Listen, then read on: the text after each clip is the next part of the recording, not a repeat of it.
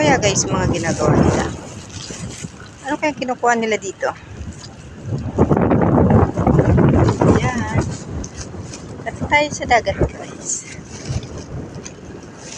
Ayan, tumatabik. Tagbik. May tagbik pa siya dyan na nagaganap guys. Ganda ng dagat. Umiingay siya. Ayun, yung batang ama nangunguha ng pangulam nila. Guys. Ayun, maputi pa yung alon.